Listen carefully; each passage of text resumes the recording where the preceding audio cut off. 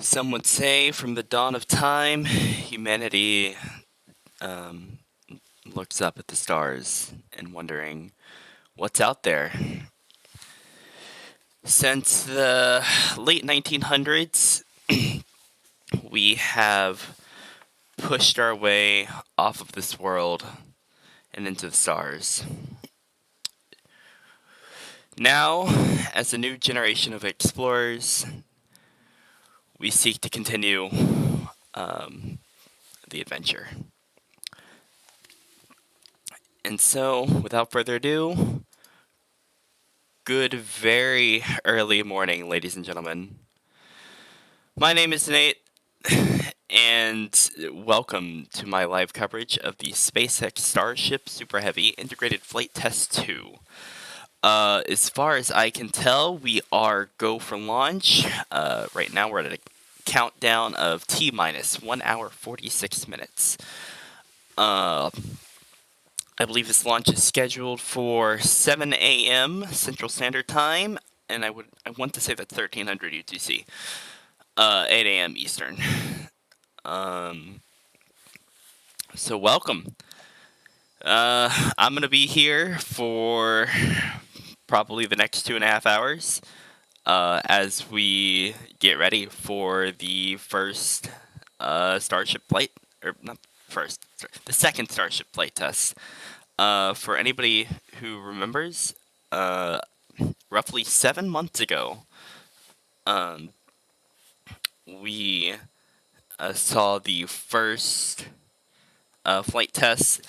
It ended in quite some excitement, but after a number of upgrades, including a a water deluge system, a hot staging setup for the booster and ship, and just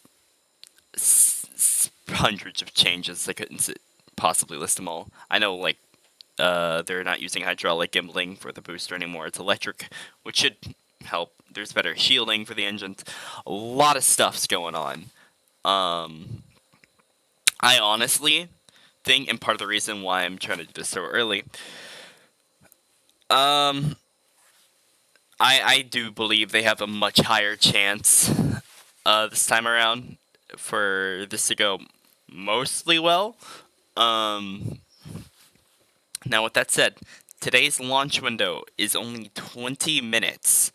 They have the option to do a hold at T-minus 40 seconds, but not for very long. That'll give them just enough time to work out whatever. But if they have any major delays today, that's the end of the launch attempt.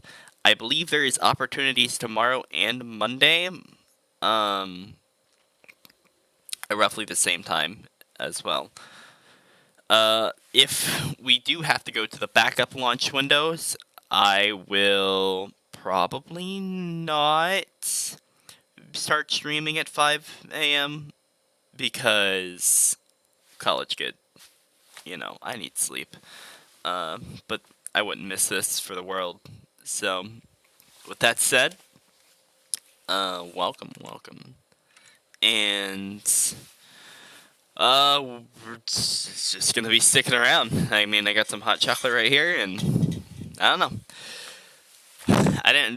I don't have too much in mind for coverage. I'll be switching between NASA spaceflight, Everyday Astronaut, and eventually the SpaceX coverage once that goes live, roughly 6 a.m. or so. Otherwise, yeah. Let's see what I can do as a good streamer. Let's take a look at the launch list. Oh, yeah. So, roughly about 17 minutes ago, the flight director should have conducted a poll to verify go for prop load. According to the streams that are up now, it looks like they're prepping for prop load, which was my big indicator that we are go. Now, they have done a wet dress rehearsal for this one in advance, which means they should relatively know what's going on, and hopefully this isn't gonna be a big issue. It's all gonna boil down to the last 40 seconds, right? When the engines start getting ready to power on. Now, roughly about T minus 1 hour and 37 minutes, which is coming up here. It's done. Roughly about 5 minutes from now, they should start getting the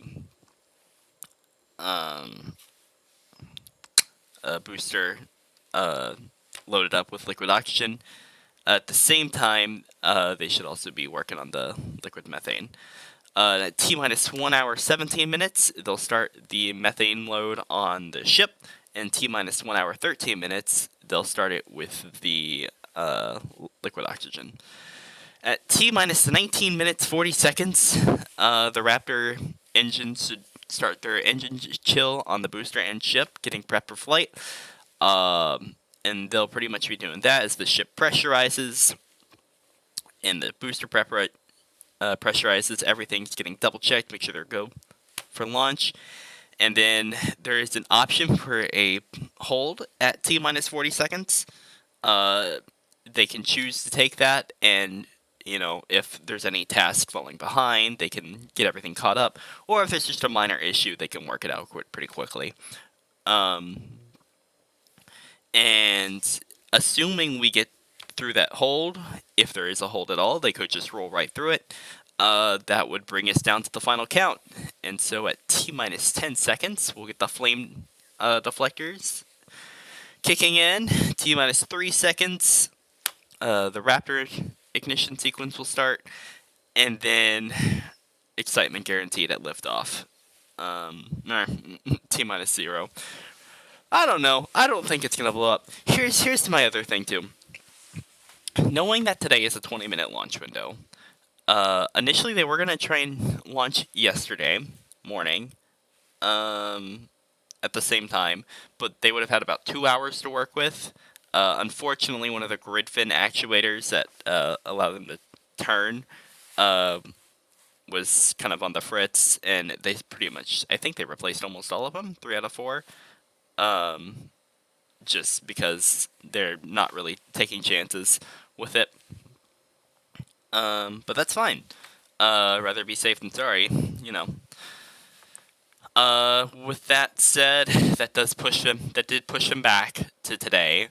So they didn't even try a launch attempt Friday morning, just because there was no point. They spent most of the night just doing repairs. Or I say repairs, just swapping out the actuators for fresh ones. And so that brings us to today. Now, what I was trying to say is, if they reasonably felt like there was going to be issues that would lead to them not being able to launch today, I really doubt they would have taken this opportunity for a 20-minute window. But because it seems like they're going through all the preps for a full launch, that tells me that they're fairly confident that there's at least a decent chance that it goes up today, and so that's what we're here for. May not be 100% chance, but this stuff never is. But yeah, we are just gonna be chilling out until who knows what happens. Let's see here. So I do have 3 cams pulled up. I got Starbase Live from NSF. I have the NSF stream, and then I have Everyday Astronaut stream up. That way you can just kind of tune in, listen in to what's going on for each thing. I'll pull up Starbase Live for now. A lot of different camera angles too. Yeah, it's just gonna be the thing. It is fairly early in the morning for me, so if I'm not super talkative, that's why. But we're just gonna be vibing.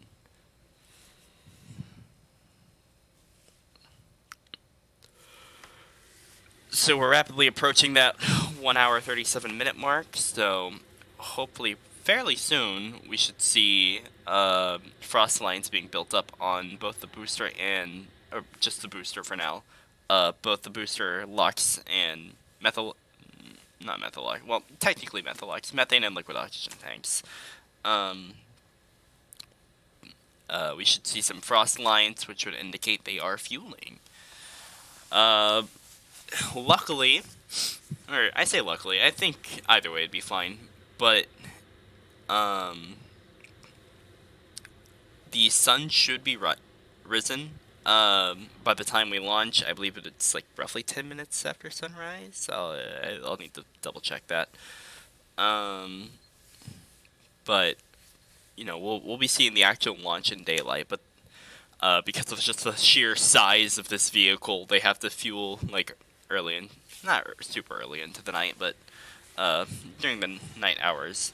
Now, part of the reason why they want to launch so early is that if the ship makes it to its proper suborbital I can't speak proper suborbital trajectory, that will enable them to have decent visual on the ship in re-entry, because it'll actually be dark over in the Pacific. Which I probably should explain that. So, what the flight profile is for today is a repeat of what it was supposed to be for the first flight test, to where ship and booster launch, there will be a stage separation over the Gulf of Mexico. The booster will do a boost back burn to just land somewhere in the Gulf, hopefully under the power of its engines and not go crazy. And then the ship will pretty much fly about 3/4 around the globe and splash down near Hawaii in the Pacific. So, I mean, that's what we were supposed to see. There's a lot of things that could go wrong. I think the last thing on my mind is the ship does have a heat shield, but we have to, they have to get it to space first, you know, for it to actually be used. So if we can get to that suborbital trajectory, then I would say, yeah, I think that at that point it's a mission success, right? Now I'm sure they're wanting to get data on the hypersonic re-entry, but who knows?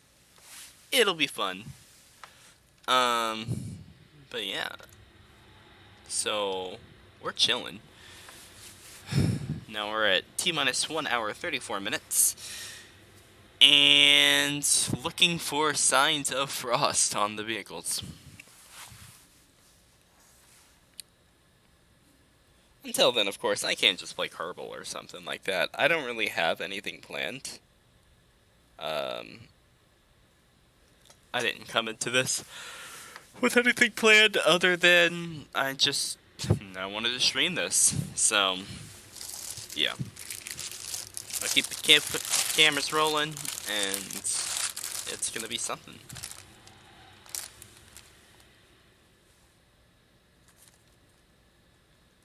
I got marshmallow.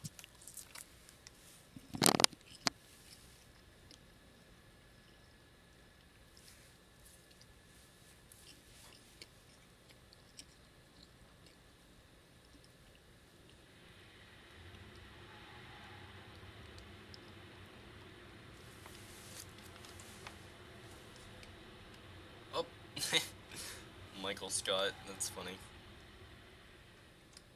Let's see here.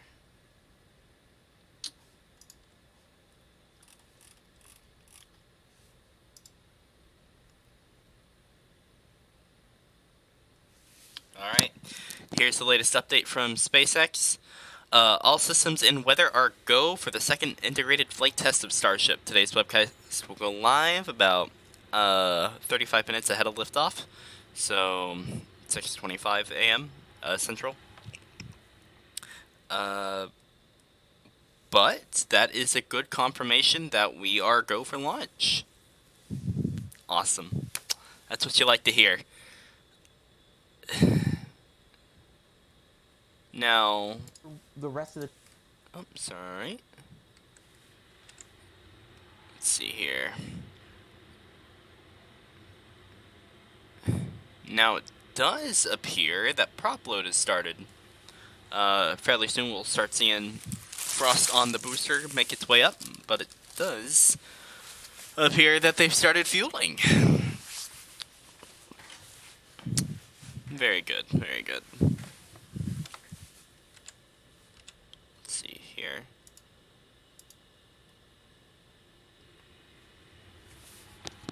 Oh. Okay. Close that for now. In fact, I can use my phone as an alternate screen. That would be good.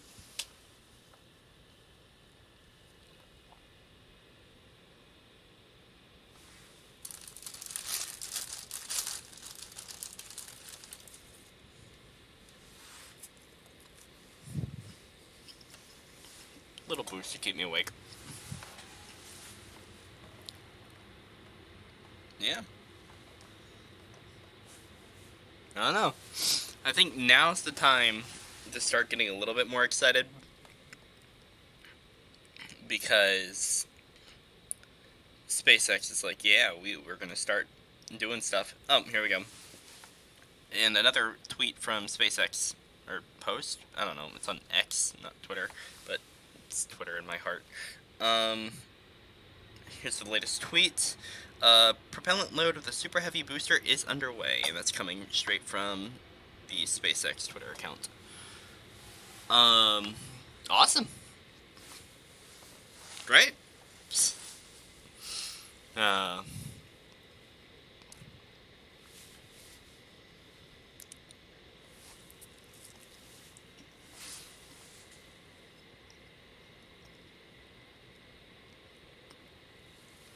I can't help but compare this to the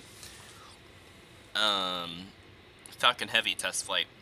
That happened when I was in high school. I remember watching that. Now, granted, this is the second flight, and arguably Falcon Heavy's first flight went much better than Starship's first flight, but they're both pretty cool. I don't know. Second time's a charm, right? I'm hoping that they can get this one off the ground and going. More than that, I really want like a full successful mission here, because one, I think it would do them a huge favor to just have that under their belt for 2023. Because I highly doubt we would see a third launch until, I don't know, it took them 7 months for this one. I would say, provided that the launch mount doesn't have a hole in it this time because of the new deluge system, I'd say probably about 4 months. Maybe that's me being optimistic. Probably is, but that would put us in, I don't know, February, March territory. So yeah, I would like to see this one do well. With that said, I think they have plenty of launch opportunities throughout this week. I would say it's more than likely they get this off the ground before Thanksgiving. I just hope it's today. So, yeah, that's we're just chilling out. Let's see here.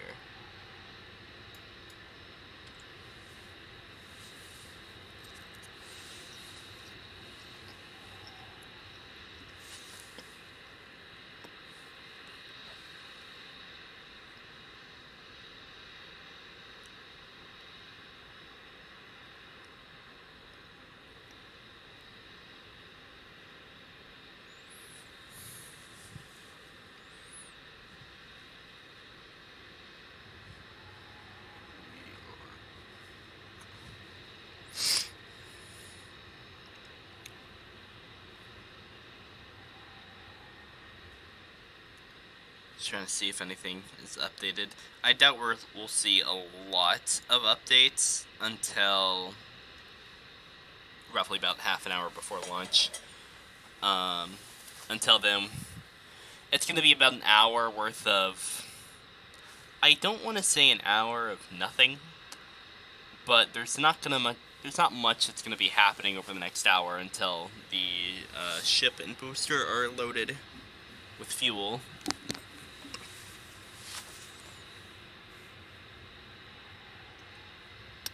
I have been down the starbase once.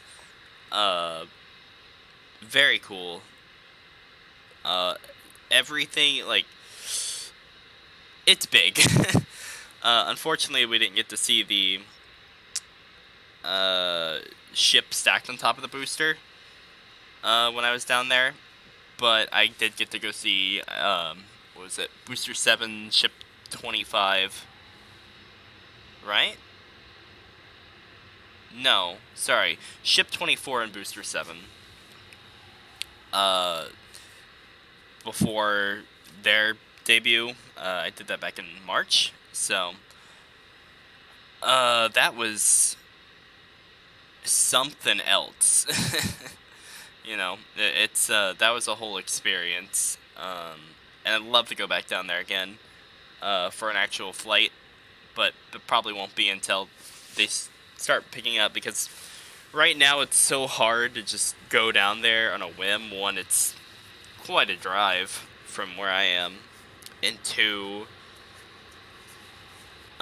with the uncertainty of when the actual launches will take place, because they could easily move back a day, 2 days, 3 days, whatever. It's easier to just watch the live streams until they get this stuff down, right? But point is, I think the cameras do a great job of showing how big everything is, but you kind of just have to see it to believe it. So...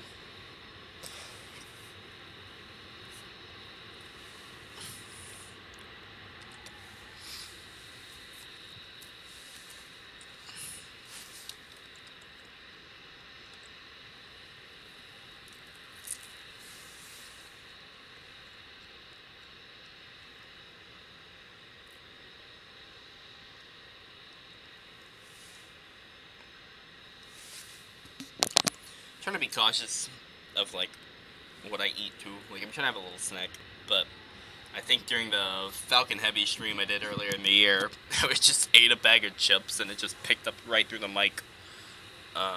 My bad, but, you know.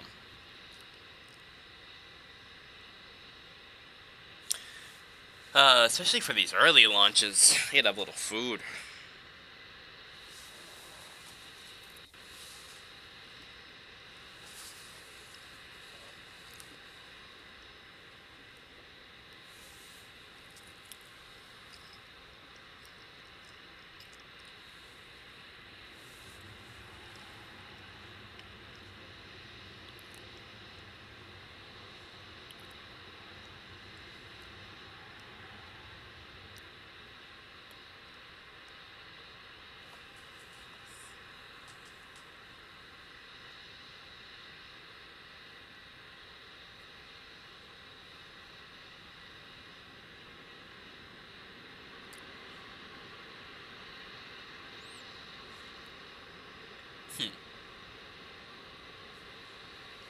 And in other news, the Kerbal Space Program 2 team has issued a challenge for this week.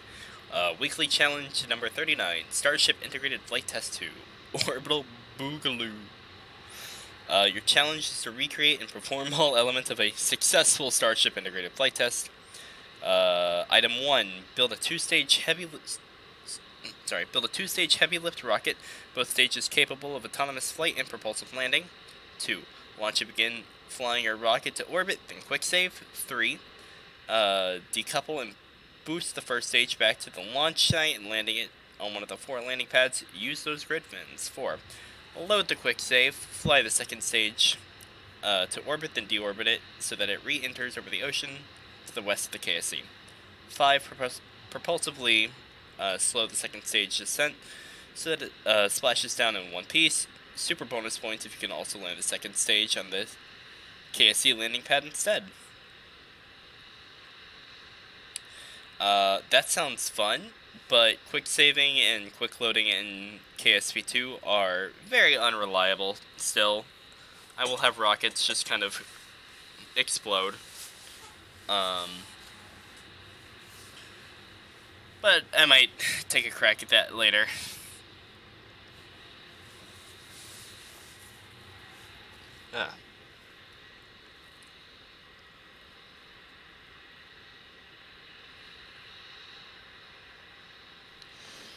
Now, I do believe, I don't have any images to show for this, but I do believe they started receiving parts for the second launch tower at Starbase this week, which is, that's pretty good. It's about time. I was wondering when they were going to start working on the second tower there.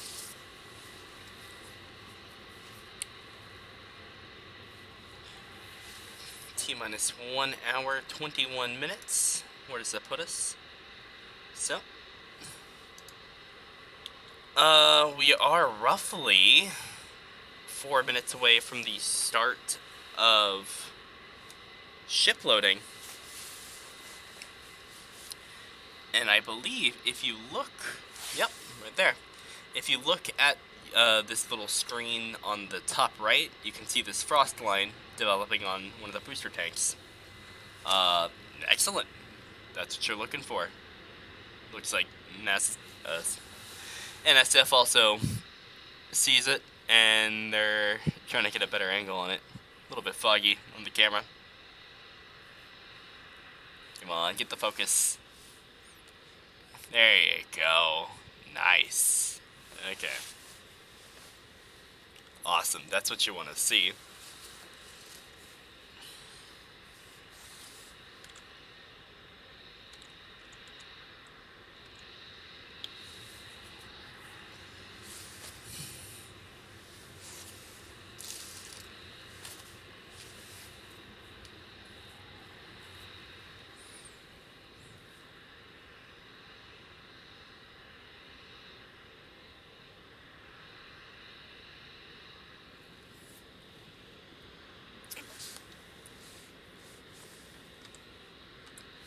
I'm gonna check the countdown again.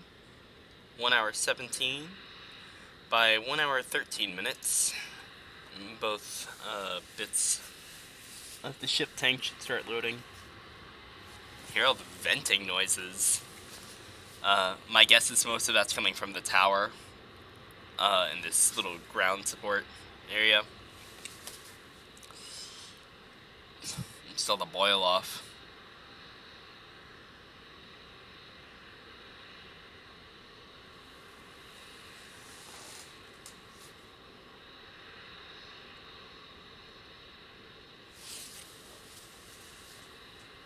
It's crazy. It feels like ship, I think this is, 25. I want to say it's ship 25 and booster 9. Yeah.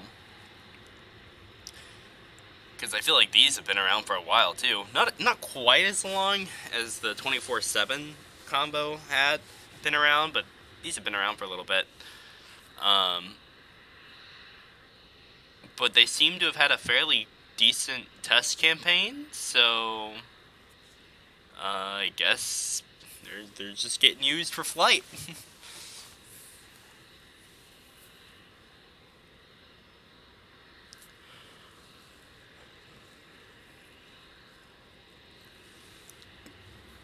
And of course, if anybody wants to check these streams out on their own, it just go to YouTube, look up NASA Spaceflight. This one is Starbase Live. They also are doing live coverage, and I also have Everyday Astronauts stream pulled up. In fact, let's see how they're doing. We're gonna mute this tab and see what Tim is up to. Seriously, like, they're all coming online. This is amazing. So cool. Our team, again, the Cosmic Perspective team. Whoa! We've partnered together for now. I mean, we've been working together since 2019. Yeah, at least it was Huh? They got the January, infrared? right? It was In-flight in-flight abort. abort. Was that 2020?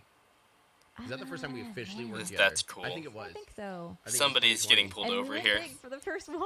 We Like, did. This is gonna telescope be a money tracking. shot It was when such the a sun fun comes up. It was our success. first telescope tracker, although it got obscured by clouds. Right. Remember that? I hope that doesn't happen today. Like, you but can it see the doesn't seem like it will. temperatures of the yeah, fuel. I want to just almost poke outside and just see what we can see with our naked eye for a second. But, Awesome. We'll get there this time. oh man, this shot is cool. Actually. Yeah, that was January Oh 19, look, we got a 2020. multi-view going. People were asking about a multi-view. Well, Oh. wow, Yeah, so that's beautiful. let's thank again at local time 5:42. Yeah. And let's see what NASA spaceflight's saying. Wow. I'm sorry. Yeah. I'm babbling, but this is amazing. Yes, I agree. That's fine. And going back a quick second to the ship quick disconnect, which will hopefully get started on that prop load any moment now. Part of it is in the name, is that it disconnects very quickly. Now, if you also from the look, vehicle at liftoff. you can see that the little chopsticks, which are designed to, one, lift the ship from the ground on top of the booster to stack it, and two, to catch the booster and ship. To catch the booster and ship, As we try and continue to focus here. which they won't be doing today. This message here from Justin Darker. They have them wide open right now, which is the launch configuration. We are at T-minus 1 hour, 15 minutes, and at least one of the tanks in the ship have started loading.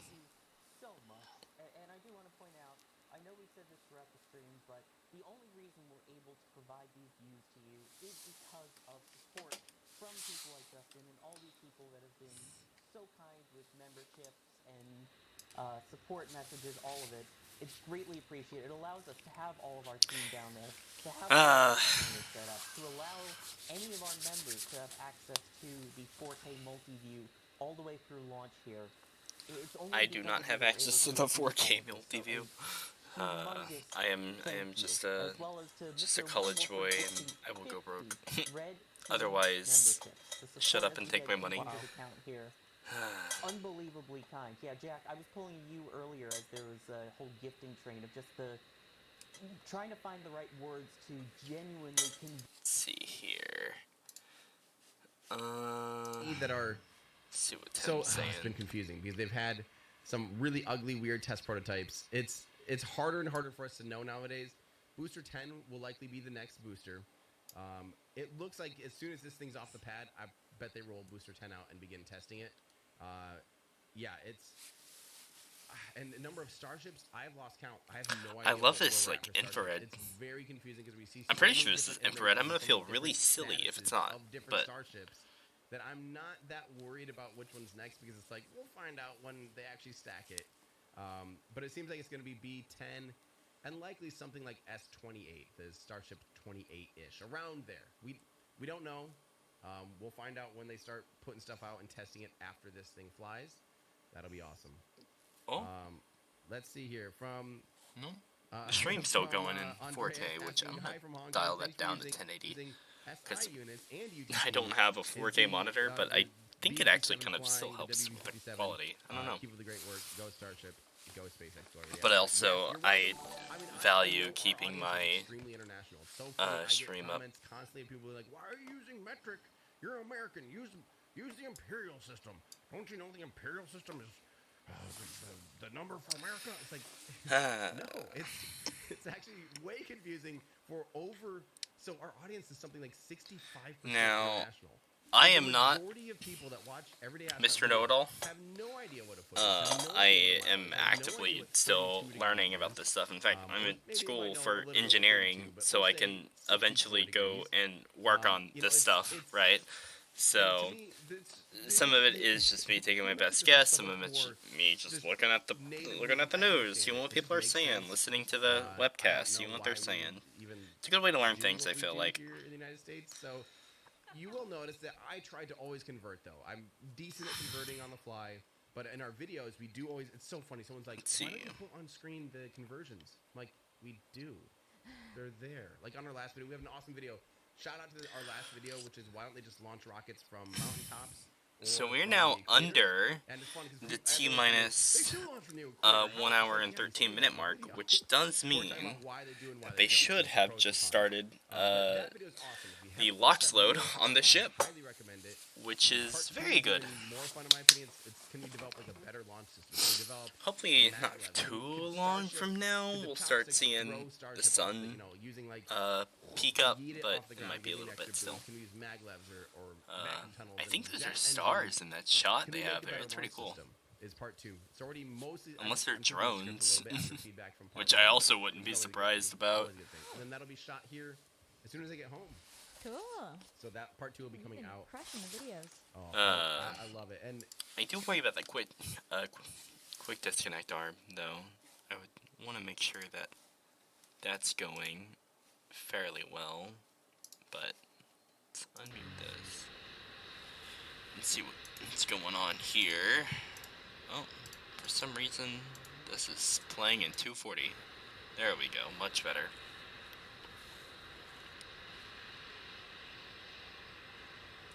In fact, it does look, maybe it's just me, I swear it looks a little bit brighter already. We can look outside and see. If the sun's starting to come up, I'm not seeing it yet. I don't know. Maybe it's just me willing it into existence.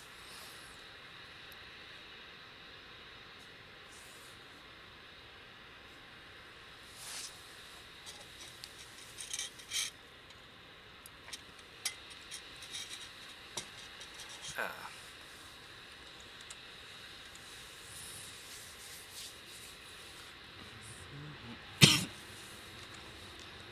Let's see here. Okay, awesome.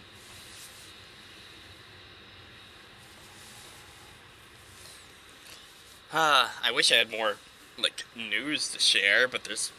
This is about the news you're getting, is... just the ship and booster and fueling. I'd like to see confirmation of that from SpaceX, but... Oh, here we go. Propellant load of Starship's upper stage is now underway. There we go. That is the confirmation I was looking for. And that was just a reply to their own tweet, but it's from the SpaceX Twitter account. So, awesome. So that's a confirmation that they are getting ready to go. I can imagine what it's like to be in that control room. It's gotta be really tense. I'd be stressing out.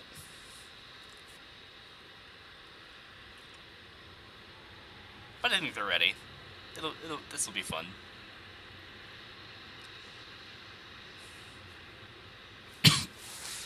You can see this frost on the quick disconnect arm, which tells me that they're trying to pump fuel into the ship right now. And if you look just below the ship, that's the hot staging ring, which is new to this flight. Basically the idea is they're gonna shut down most of the boosters engines except like the main center 3 and keep those at like half, I'm pretty sure. Half throttle. And then they're gonna throttle up the vacuum engines on the ship stage, which is the 3 outer ones, and then the 3 inner ones will kick on after it makes a little distance. But, so, roughly the ship is gonna fire while it's still attached to the booster. Now, to protect the booster, they do have this extra steel shielding, and these kind of vents to deflect the flames and the heat, to just protect like the booster avionics and grid fin control and stuff like that, which would be what's pretty much right under that dome.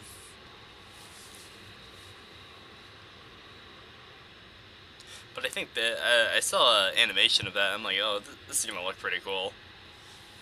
Assuming they get to that point, of course. But you know, I'm trying to keep the positive outlook here. I actually do have quite a bit of faith in this one.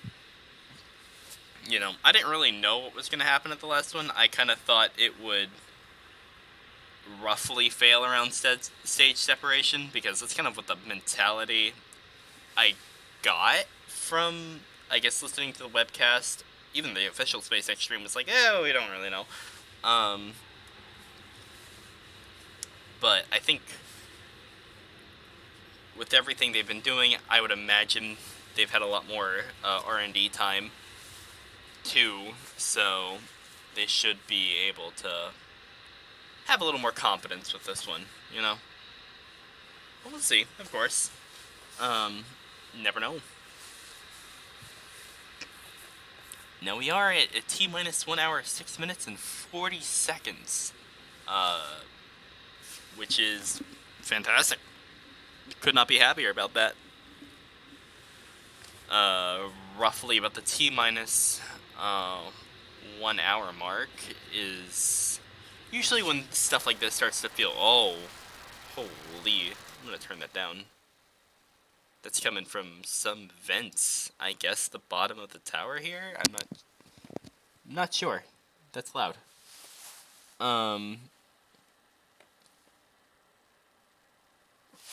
Yeah.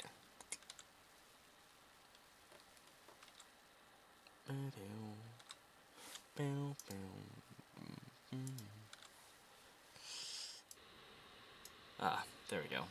I don't know what that sound was. Looks like fueling is well underway now, which is excellent.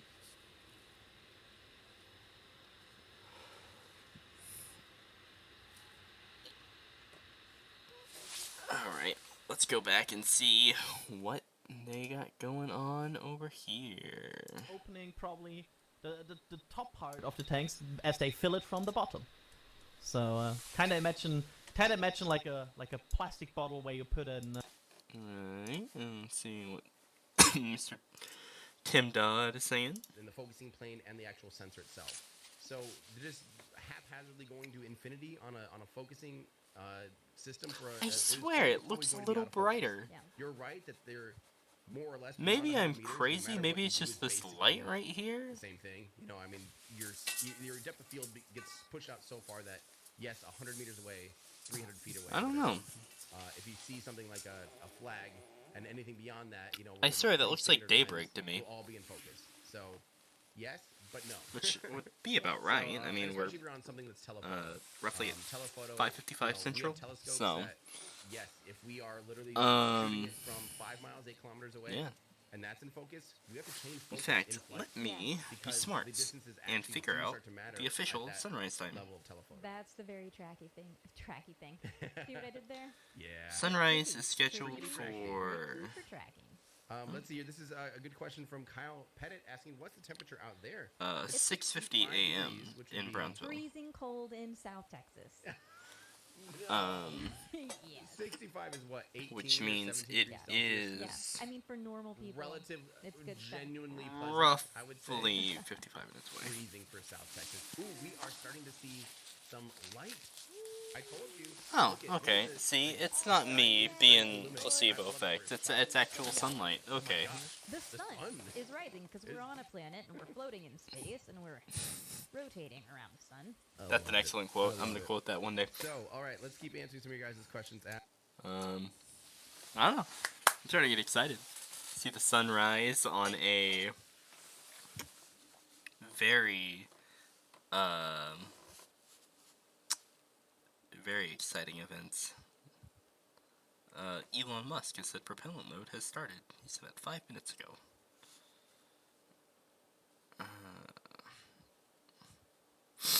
My timeline is full of mostly Starship things now. There's some random stuff, but this is what all I need on my timeline. It's just more Starship news. The problem is, of course, there's not a whole lot of news to give. Ugh. But one thing I'm watching out for is any like issues that might arise, and they'll notify. Um, don't want to be streaming a lot of nothing. You know what I mean? So I'm just keeping my eye out for that. Make sure everything's good. But as long as we're good, I'm gonna be So up. how many monitors How do many you have? iPads, phones, tablets, laptops, computers? Get them all out. Like I love that. I love that's seeing hot. people's, on Twitter stuff and Discord, people show, all that kind of stuff, and that's super fun to just see how people It's are crazy though. sharing This history is together Star and Hopper, community coming together, right? because there's going to This be a was lot the of views, initial and you're little going to not want to test miss boy this. So, that they used the I initial would highly early recommend having Raptor multiple up engines to because, fly. It was I mean, knock on wood, our crazy system's back. darn solid right I now. remember I'm quite confident being at my this time. Yeah. But there could relative's always be something house that goes wrong. watching that one night, and Hey, it was we have to be really realistic about that. Why do really we have to be realistic? exciting, you know. I'm But kidding, I this thing is small compared to what this is, you know. The camera angle makes this look big, but I mean, and don't get me wrong, it's big. Star Hopper is actually pretty huge, but it's nothing compared to the monsters of these. So I do that same thing, I love that. I think that's super fun. So just wanted to put that out there. A little shout out. So do we know from Imagine Being Awesome. That's good. Levi, sorry. Wow. What's about the thermal cam? I don't know if that's like. What's the thermal cam about? What's the thermal cam about? Well, it's a thermal camera, and it's helping us see the progress of prop load. And right now, we're seeing like the perfect example. Oh yeah. Camera. Yes. Very cool. Cool. So it is IR. That's what I thought. I'm not crazy, but I didn't even think about that.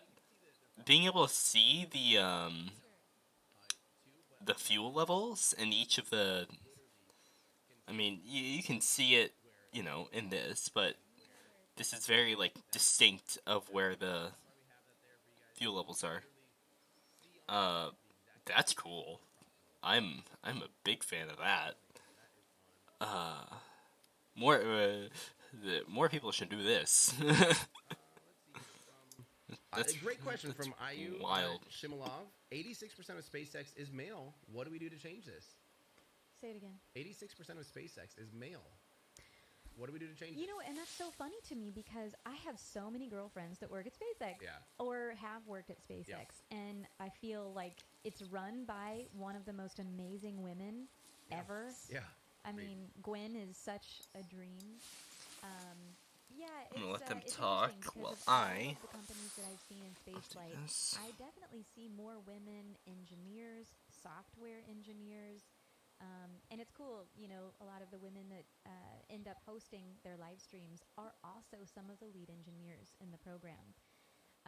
But of course, to change that, what do? We get people excited. I think that what you and I are doing right now is essential to getting the general public excited. First of all, knowledgeable about what's happening. Yes. Because, Yes. for the longest time, I didn't work in the space industry or know anything about what was going on in space until like 2016 when I just kind of stumbled upon it. Exactly. And so awareness is number one, communicating all of the exciting things happening, number one. Yep. And then it's just so inspiring that like everybody wants to be involved, myself included. And as like a musician, So we're under the T-minus 1 hour mark now. And here we are. And I think for me, With that said, I'm not gonna let's speak. see what's coming up. So as far as this timeline says, there's not really much that's going to be happening until that roughly T-minus 20 minutes mark. Which means we have about 40 minutes worth of additional prop load time. And yeah, we're just going to be hanging out, getting ready for launch. Yeah, that's all. Let's see. Let's switch over to this. This is one of my favorite bits about these fun launch days. Messes with Is your that perspective I can just sit here and change between and your all sense of of the scale. angles Right, and 120 meters and tall just as well. listen to people talk, which means I have to Yes. talk less. It's incredible. Now, in terms of the countdown, we saw during the first integrated flight test that at one point they did have a hold at T-minus 40 seconds. Are there any other major hold points, Adrian, or is that the main one that would be their kind of stopping point before flight? So the this is of course still a very experimental vehicle, so there could always be other hold points or other checkpoints that we just don't know about yet. Especially since SpaceX only communicates. I'd like to remind everybody the importance of this hold point they're talking about. Unfortunately for today, there's only a 20-minute launch window, which that's kind of rough for this kind of experimental vehicle, but that does give them an additional 20 minutes to wiggle with, rather than being an instantaneous launch window, like a ISS launch. So, it's good, but it's also kind of like, yeah, I don't know. That's the one thing that bothers me, is if there's something that's going wrong, there's not really a good chance to do it. Now, if something goes wrong at this point in the countdown, I don't know, fueling issues, they actually have for instance, if this came up yesterday, they would have had about 2 hours to work with, which is enough for like a recycle, if you do it early enough. But today they don't have that chance, so it's fingers crossed everything goes smoothly. Luckily, like, if there's a slight under pressure or something like that, they have a few minutes to figure it out, but they have to work quickly, or else it'll be no-go for today. But it's alright. As far as I know, today they are go for launch. Weather seems to be excellent. I heard something about fog rolling in. We'll see. Hopefully it's not super bad. It'll be easier to see kind of the extent of that. Once the sun comes up a bit more over there. And yeah, I mean, it's looking bright up there. It's still pretty pitch black over here, although I'm facing away from the sun, so that would make sense. But yeah, you're starting to see the detail in the booster as the light comes through. Alright, I will bring their volume back up. Charges weren't beefy enough to really cause the full-on rupture of the T-minus tank 55 minutes make and sure counting. that the FPS happens.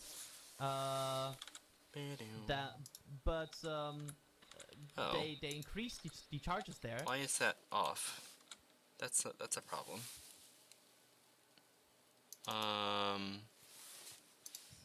That's a little goofy. What happened there? Why is my... Those who don't know,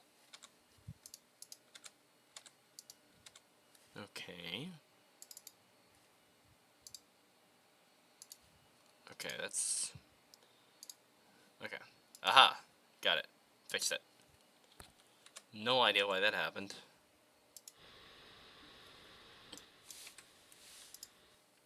And I have no idea how long that was broken for. SpaceX has made not a But new we concept, chillin'. although it is new for SpaceX and it is new especially for Starship. This has been done before. We saw it originally in the US on the Titan II. We've seen it over in Russia with the Soyuz. And I believe some Indian and Chinese rockets also currently use that system. But at the same time, this is also the most powerful rocket in existence, so it's going to be quite a lot more force coming out of those engines there, which are... How many of those 6 engines, the 3 vacuum and the 3 sea-level Raptors, are we expecting to fire through that hot stage there? It's an interesting observation, but based on estimation and everything, we think it will be 3 and then 3 more, because the sea levels are kind of close to the hot staging ring, and like to the forward dome. So it's gonna be interesting if they fire them right away, because they would be like half a meter away or so. That would be really close, because at some point you of course also get a bounce effect from the hot staging ring. Nah. Because there's also a chance that the thrust and the Okay, power well, you that put on fixes ring that is also problem. kind I of was reflected worried onto your Raptors, when I and saw then that the you have the chance of screen damaging just your Raptor engine. decided to just stop showing. Right, which obviously is But something we don't it's all want. good. There is a Just third make sure open I get the node footage going propagation section for there on launch, the and booster we're to try and chilling. help prevent some of that damage. So hopefully all of that works, and we will see that a couple of minutes into flight. I do want to thank some people with their extremely generous support here.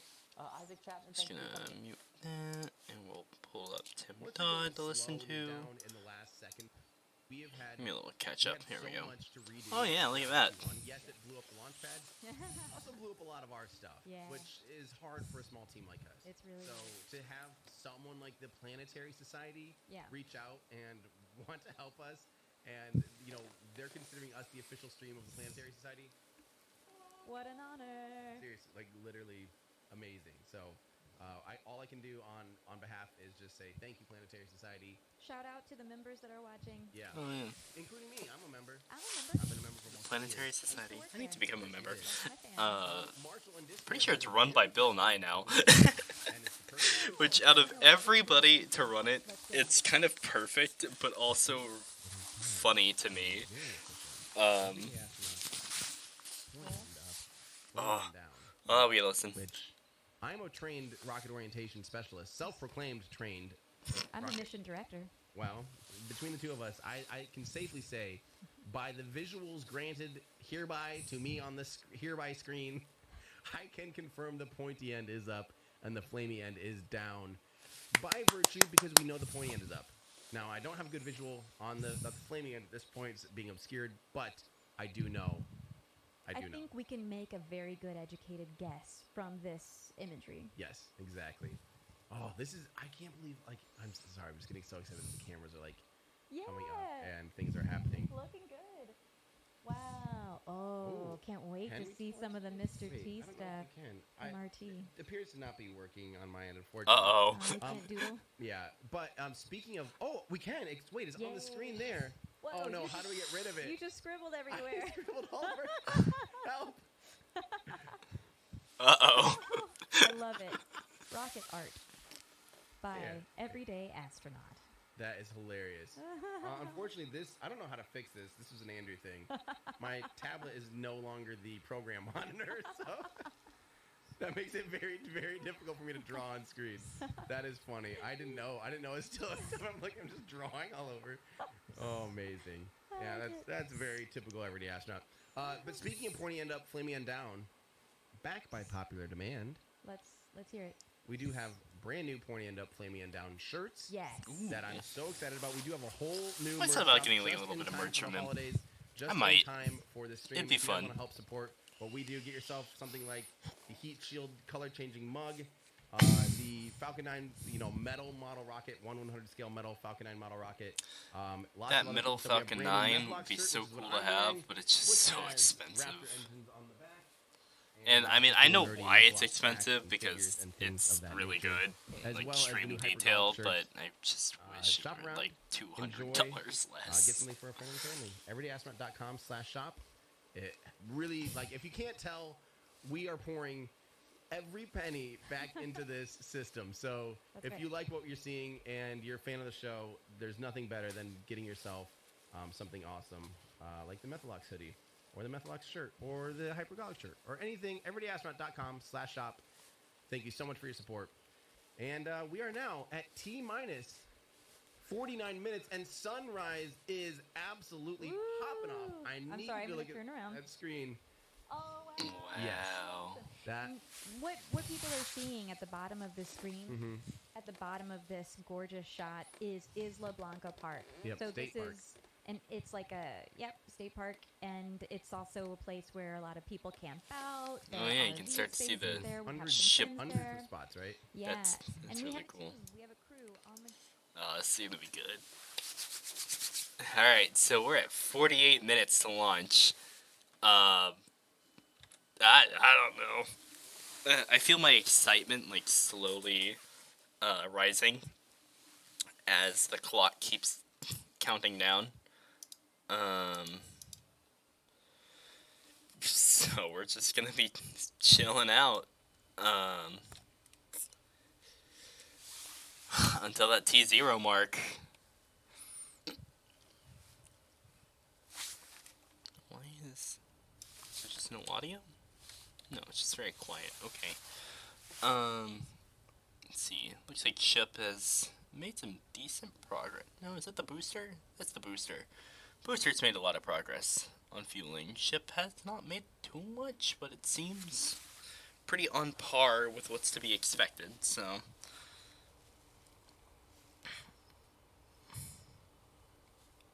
Propellant loading underway. Let's see here.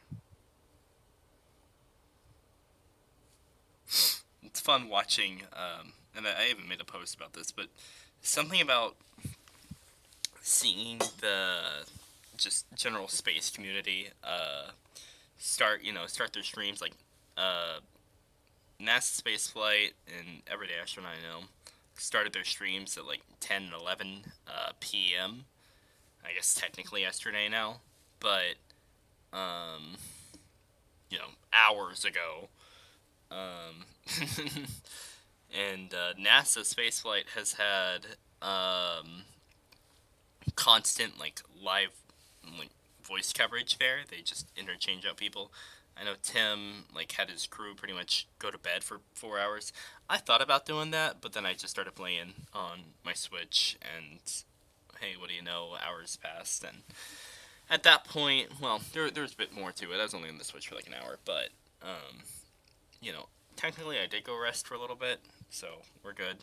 Just enough to get me through this launch. I will be going to sleep after this is all over with. So, but it's fine. It's worth it. We're chilling.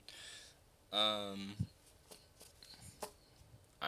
am awake and we are going. Now we're approaching that T-minus 45 minute mark. Still got about 25 minutes worth of fueling to go.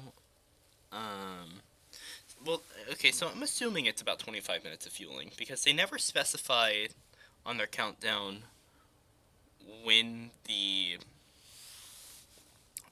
fueling has stopped. They just said the engine chill begins at 1940. So I'm assuming that by that 20-minute mark, they're pretty much wrapped up. I mean, the booster already looks like it's halfway. It's hard to see what the ship looks like from this angle, but I would imagine it wouldn't take super long. Yeah, we're under 45 minutes. Oh, it's launch day. I don't know. I think I'm feeling it. Just getting the vibes that as this clock keeps counting down, we'll be good. Now they haven't specified specifically when that T0 time is. We know that the launch window opens at 7 o'clock, and so everybody's kind of under the assumption that that is when they plan to lift off. More information will probably follow here in about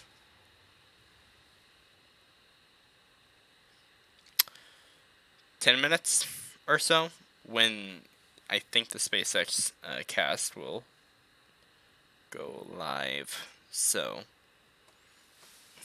yeah.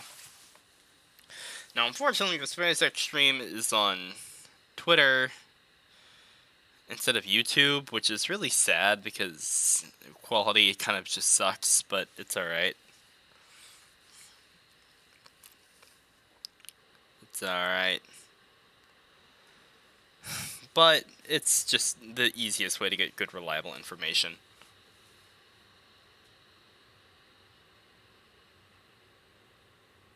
Oh yeah, look at that. If I look out my window, it's still dark here. What the heck? They have so much daylight over there already. Luckily, it looks like the fog is kind of holding off. That's excellent weather it looks like down there. We take that. These clear views go crazy. Happy Saturday to everybody at home. Make sure it's okay, good. I expect my Discord server to be waking up here soon to be watching this nonsense of a early stream.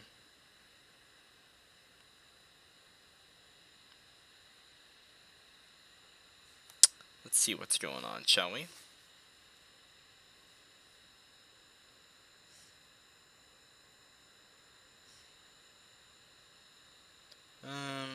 None of that is news.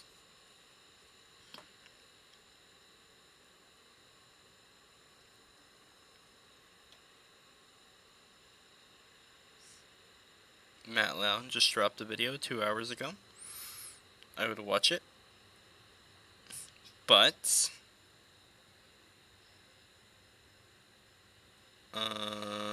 there's something slightly more important happening today.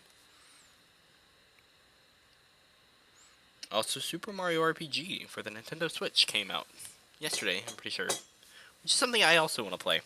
But, one thing at a time, one thing at a time. I don't know why I'm talking about that on a space stream, but, I'm just saying whatever comes to mind.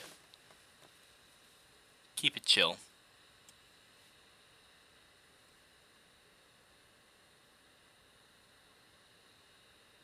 Something with the venting noise just makes it very surreal, you know?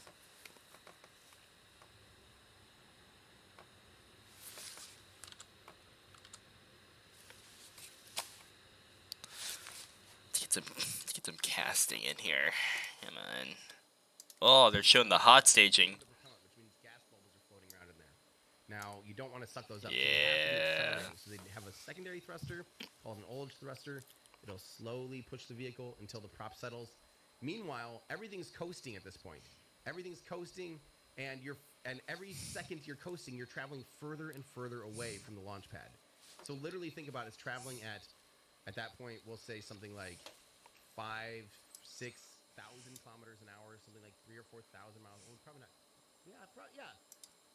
So, okay, here my dilemma with the NSF versus EDA streams is I feel like NSF is much more Q&A type of stream where I feel like they have a lot more audience questions and stuff like that. And it can be overall quieter, but I feel like as far as quality goes, it's really hard to beat EDA just because these guys pour so much into all of this equipment, and it shows. I mean, this is just where you get the money shots. So if it doesn't have to do that, the sooner it can turn around and be boosting back towards land, the less work it has to do that. So the more propellant you can actually use. Oh yeah, it's like getting bright over there. Sun is where over here? Maybe slightly brighter. I think it's cloudy here too. That doesn't really help. The more work that booster can do. But it's so funny because if you also do more work with the booster, it ironically is further away, so it requires more propellant. So it's like this whole trade of like, there's a sweet spot of it's done as much work as feasible, Hot chocolate, great for the soul. Especially for a return to launch site lane. Arguably even better for launch days. The camera is freaking gorgeous. Awesome. Look at that. Oh my gosh. So now you're getting a sense of what that actually looks like. Right. This is Wow. This is the view. It's just gorgeous. By the way, are we? It's so big. Like, you look at all the little trailers and RVs and cars and stuff. Like, the tower is just massive. So T-minus 20 minutes, which is in 20 minutes, we should begin to see rapid engine chill on the booster, which will be visible at the base of the rocket if our cameras permit. They are pretty occluded again by the condensation, and I should remind people what you're seeing on screen. That's not smoke. That is literally condensation. It's because the propellant on board the rocket is so cold that it comes in contact with the air. The air molecules, condense the atmosphere and turn it into like little ice particles, and we're seeing literally like clouds of vapor around the launch pad because This the is launch gonna be pad great. is so cold. If you walk through that right now, you'd be like, you would need a jacket. You would, it'd be very cold. I've actually been on a launch pad or a test stand, I guess, right after firing a Hydrolox engine. Everything is iced over. There's frost everywhere. It's slippery and icy. Where and was like this? was at Stoke Space. Oh, cool. So out in Washington. Yeah. It was after they fired their amazing ring engine. That's like the coolest thing in the world. Aerospike for the win, hopefully. And I just loved it. And after they did that, the test, everything was frosted over. It was all cold. There's, all the pipes are like freezing still. Like if you touched it, you would. It's just absolutely crazy. Yeah. Let's see. This is a question from Dan. Are there flight termination systems on crewed rockets? Super excited for today's launch. Yeah. Mm-hmm. The flight termination system is there to protect the public. Mm-hmm. Obviously, if this rocket went astray, we expect and we want and we deserve for the rocket to be able to terminate. As a friendly reminder, there are no passengers on board today's launch. In fact, there's not even a payload on it. It is just the ship and its booster, and they're going on a little trip. No payload at risk, no people at risk. All good there. The Crew Dragon capsule, has on board the Super Draco system that can pull the rocket away. If they were to terminate the rocket, boom, the crew's safe. This was the first, when they first tested that, just before sending humans back to space from this country for the first time since the end of the shuttle era, during the in-flight abort test, that's when we first started working together. Yes. And that was the thing that we witnessed. Yes, was the test of that abort system. Yeah. So keep the humans on board safe and keep the humans everywhere safe. And that's what the FAA is most concerned about. Mm-hmm. Frankly, these are all considered experimental. Every rocket launch, even today, is still not under the same rules and regulations as an airliner because it is a different regime of spaceflight. It's more experimental. It's more dangerous, higher risk. And morbidly, like the Challenger crew, they did have to terminate the boosters. Yes, so after the vehicle broke up.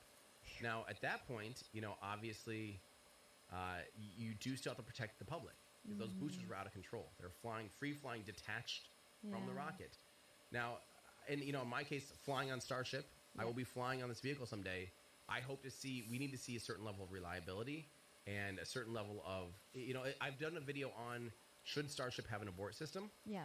I still would love to see it. Yeah. If you're launching and landing with Starship, I would love to see an abort system integrated. And that was my thoughts with that video. As it stands right now, I still am on that fence. Like, I would still prefer that. But there are some huge differences between this vehicle and the space shuttle that makes it a lot better, a lot less risky. I don't know how they would do an abort system for Starship. Like, if the booster blows up, what are you going to do? Send the ship away? The ship's too big. I don't think it'd get away in time. What do you want, like an escape pod? I don't really know. I don't know how you, like, unless you, like, kept the crew at this very tip area and, like, had that eject, but I don't know. As prone to that, I believe if it was missing heat shield tiles, it would survive intact for reentry. Now, it might not be reusable. You wouldn't want to do that over and over and over again, but I do believe it would be in a lot better shape than, as far as reentry goes, I'm personally not worried that it's not going to survive reentry. The thing is steel, which already has a high, special grade of steel, too, that has an extremely high, like, melting point. And it's got heat shield tiles, and it's got, like, thermal protection in between. I think this thing will make it through reentry, but in how many pieces is what I want to know.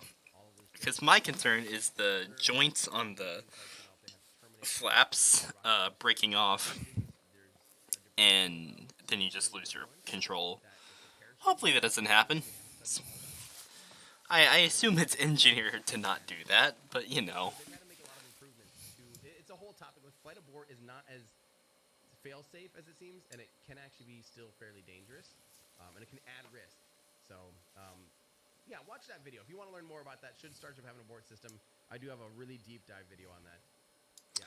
Alright, so we're coming with the T-minus 33 minutes mark.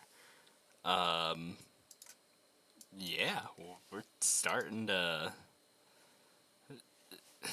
cook here now. Artemis 3. depends see on here. Starship being Do I have? operational I should and have a way operational to view. frequently. Awesome. So the hope is that we'll have a successful launch today and much more rapid testing to get Starship up to speed. We have a nice generous super chat here from W4WWW and $100 for 100,000 concurrent viewers. Do they actually have 100,000? This morning, and 100,000 folks Wow. tuning in, all fellow space enthusiasts. Tim also has 100,000 ready to go. Starbase Live is at 13,000. Not many people know this one exists, but that's crazy. 200. Like, I'm assuming there's a lot of people who are doubling up, like I am, but these guys have like 200,000 people combined watching this. That's crazy. Okay. Since it doesn't have any insulation Uh-oh. outside, like SLS or anything like it, we can kind of see the progress of the. Alright, we're gonna clock this down to 720, and then we're gonna let this go down to 720 as well. We'll. And Adrian, we have some updates. Yes, apparently, according to SpaceX, they are targeting indeed the start of the window. So that will be right now, if no hold happens, that would be top of the hour right now, where No? Starship would try it. Let me see if I can confirm that on here. In the power release. Let's see here. Let's see if I can confirm. Well, it's not happening in a lab or on a test stand. This is absolutely a test. What we're doing today, it will provide... Ah, I see. Okay. Here's some little quotes from SpaceX very recently. And I quote, "While it's not happening in a lab or on a test stand, this is absolutely a test. What we're doing today will provide invaluable data to the continued rapid development of Starship. This rapid iterative development approach has been the basis for all of SpaceX's major innovation advancements, including Falcon, Dragon, and Starlink." Cool.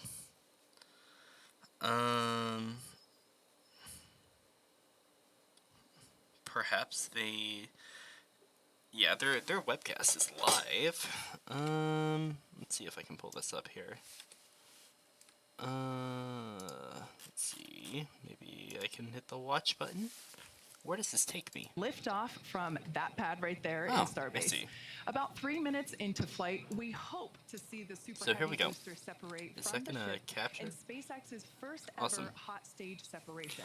This means that the second stage will light its engines while still attached So, oh yeah, to a we're partially lit booster. T-minus 30. If the ship's engines light, and if the whole thing I need everybody to holds wake together, up. its engines will remain lit for about 6 minutes This is before the time. No, I'm gonna let their stream play. Use the restroom really quick. I'll be right back. Is going to perform Let's a see flip here. maneuver, then execute a boost back burn before it attempts a splashdown in the Gulf of Mexico. In the meantime, Starship will coast for about an hour at altitudes ranging between 150 and 250 kilometers before it makes its own re-entry into the Earth's atmosphere, and then ultimately a hard splashdown in the Pacific Ocean.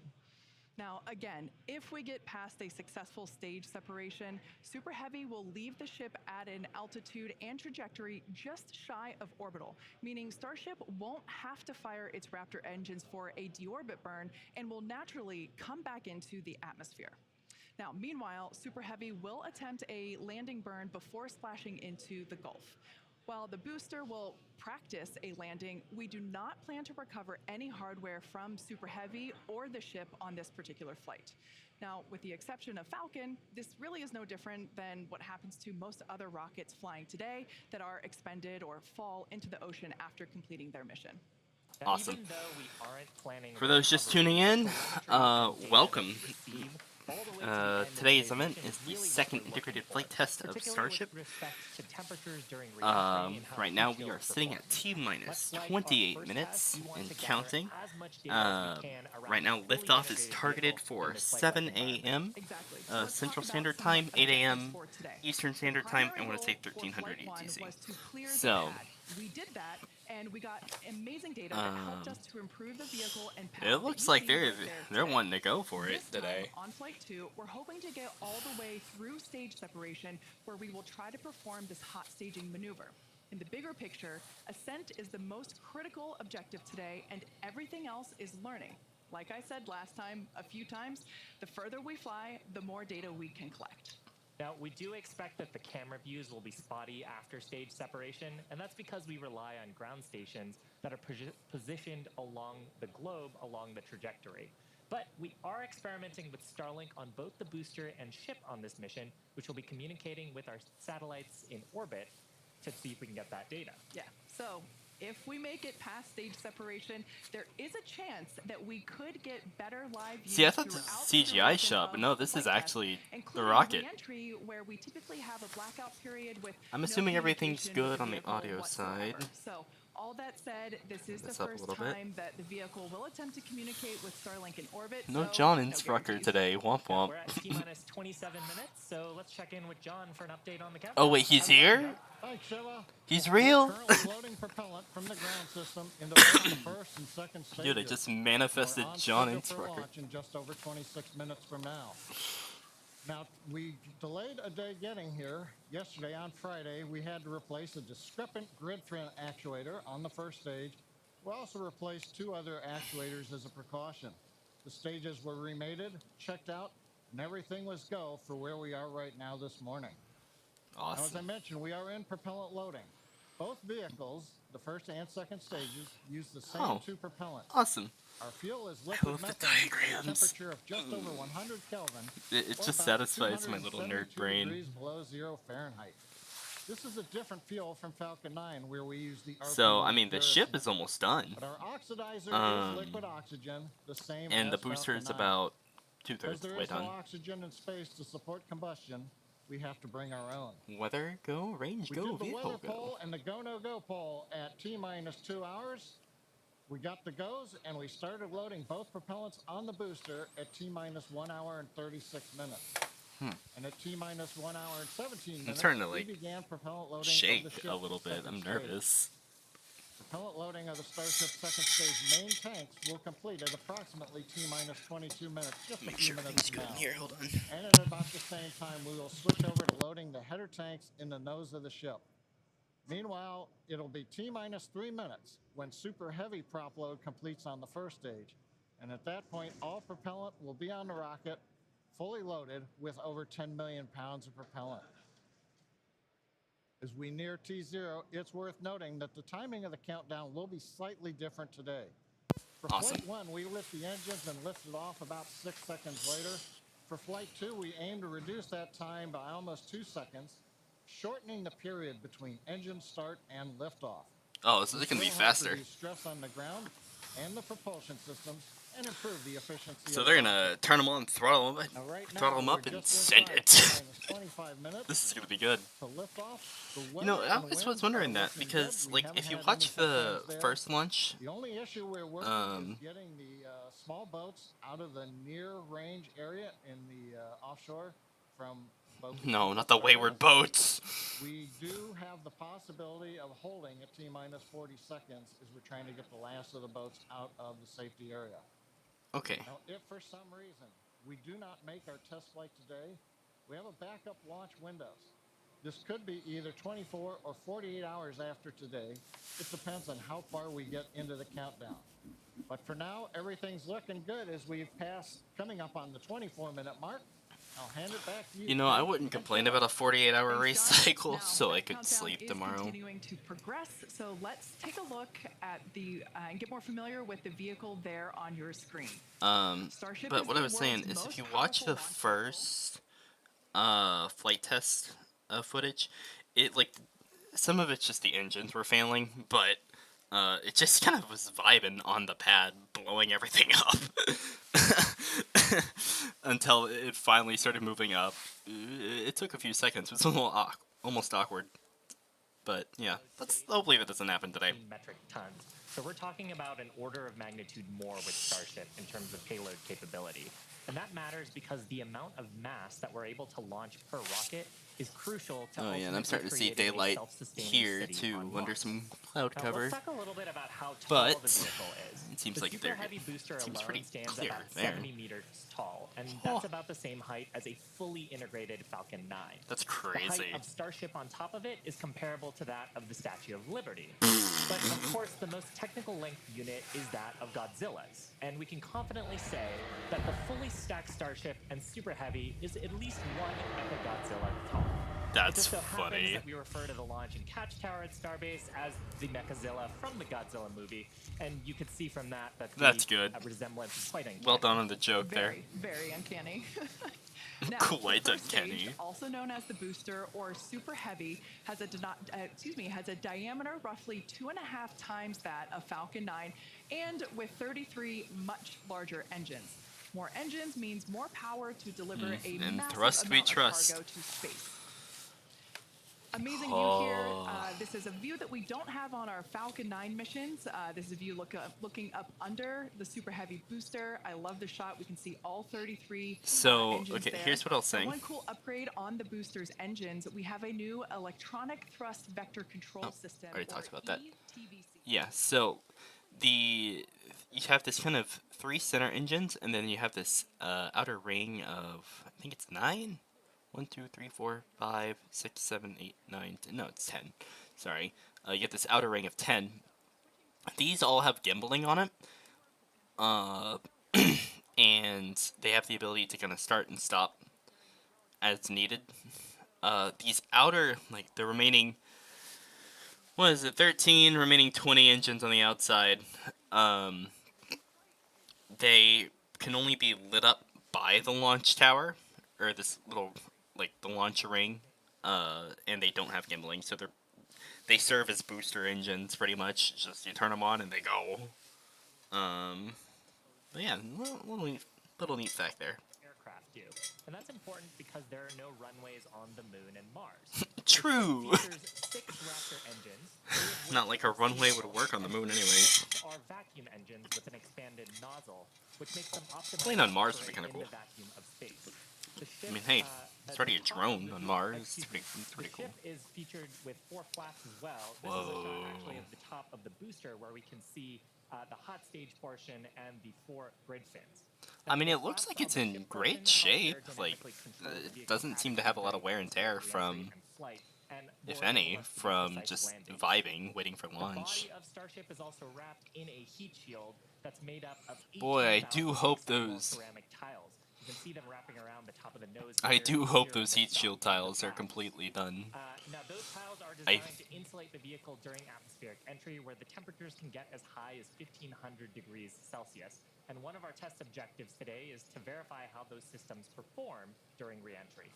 You have to get to re-entry. Between the ship and the booster, basically the top of the booster, between those 2 stages, that's our new hot stage, critical for Wow. our new We're under 20 minutes. As we talked about earlier, we are constantly learning. I've been live for about an hour and a half now. Yeah. Exciting first for our team, as hot staging has never before been used as part of a reusable space transportation system, let alone on a rocket with the size and power of Starship.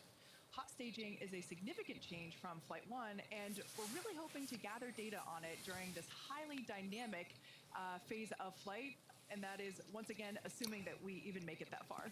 Of course, let's take a All right, closer look at 19 minutes, 20 seconds. Now, Engine chill should be starting on the booster and ship now. At that point, the booster will shut down most of its 33 engines, leaving just 3 running. And Oh the ship God, will ignite that's all 6 fast. of its engines. Clamps will release. Oh, they're gonna just ignite them all at once? Now, this is the first in-flight test of the That's shield gonna be on top of the interesting. booster and the bottom of the ship, and of course the first in-flight test of hot staging, and we're hoping to gather a ton of data on it today. Yeah. Now, stage separation by hot staging is somewhat uncommon in spaceflight, but it has been done before. However, today will mark the first time that a reusable space transportation system is attempting it. The Titan program did hot staging quite successfully in the early 1960s, but they were not concerned with reuse, so there was no issue when the Titan first stage took considerable damage upon ignition of the second stage engine. Now, today, there is a good chance that our booster will also incur some damage from the second stage engines, but we need to test it out, see if the system can tolerate it, and collect data to learn how to do hot staging better next time, because ultimately, when successful, it could increase Starship's payload to orbit capacity by 10%. So, more payload and more people. That's crazy, just changing the staging, the staging method. Can give a big boost to performance. So gravity can't rob us of precious velocity, or at least not as How much dare of it. gravity Hot staging exist? also helps to ensure the ship's liquid propellants are at the Making it bottom barely of the possible staging for us to get off this planet. which is where we need that propellant to be in order to quickly light the ship's engines. Another reason to do hot staging, it reduces the risk at stage separation by moving to a passive stage by moving to a passive. And if anybody's looking for the official SpaceX webcast, it's not on YouTube, it is on X/Twitter. Would otherwise be pushing the two stages away from each other. That's a great summary, Kate. And of course, this required design changes from Flight 1. The most notable of which is the interstage here. So on Flight 1, that interstage is completely enclosed. But for hot staging, the interstage portion between the booster and the ship is going to see dramatic increases in pressure and temperature.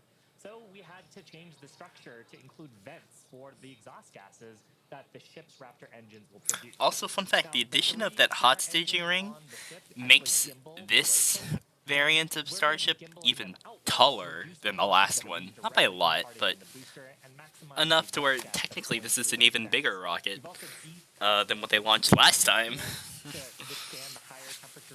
Which is kind of crazy when you put it in that way.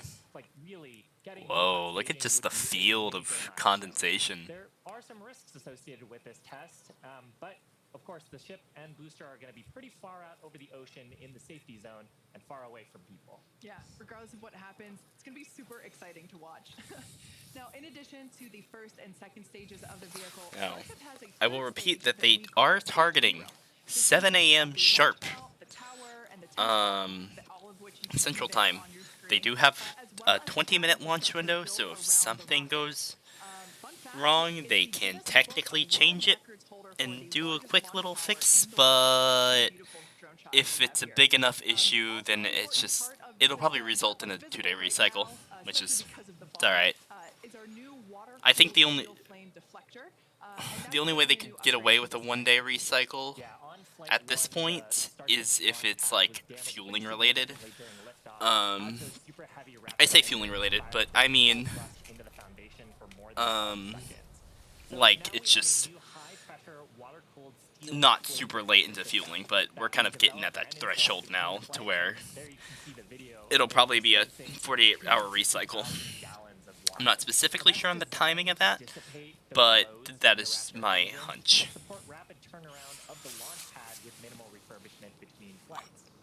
Oh, is this the static fire? Or they're just showing the deluge? I see. Multiple standalone tests and have used this new system for both the Flight 2 booster static fire tests. And we've also reinforced the pad pretty significantly from Flight 1. Sorry, if it's going black screen, that's just because I'm all tabbing out. It should be good. Kind of hard to see there, but it's what the booster is connected to. Oh, here we can see basically the legs of the launch mount. This is what holds Starship and all of its mass. It holds Starship during ignition, right there at the Super Heavy booster. This is what houses all of the equipment needed to fuel the Super Heavy booster and condition it for flight, as well as all of those electrical, communication, and data connections between the ground and Starship. Bottom line is, it's an important part of how we talk to Starship on the ground and understand that it's really ready to fly. We're under 15 minutes now. Awesome camera shot there of those 33 engines. I don't know. This is gonna be good. You can see him getting a little bit frosty. Now, they do have to cool down the engines because if you're trying to run like super chilled fuels through your like room temperature engines, it's just going to cause damage because the structure of the engines aren't able to handle that massive temperature difference. So you have to pre-chill the engines to allow that cold gas to be run through, so the pumps and all that stuff can work at optimal speeds. if that makes sense. I don't think I'd explained that quite the best, but that's the general idea. Exactly. In fact, 90% of all Falcon 9 boosters that have flown this year have been reused, or as we like to say, flight proven. So while launching and landing rockets may seem routine today, this was not always the case. For those of you that have been following along since our early days, you know that it took us 4 attempts before we successfully launched Goofy our first rocket Falcon to orbit. 1. Here you see our Falcon 1 Flight 4. It's just a 15 small years little ago rocket in compared to September, this. That vehicle became the first privately developed liquid-fueled launch vehicle to orbit Earth. If Falcon 1 Flight 4 had not succeeded, it would have meant the I end love of this the video process. of just like And all the Falcon 9 development landings explosions. didn't come easily. We had to miss the target a few times before.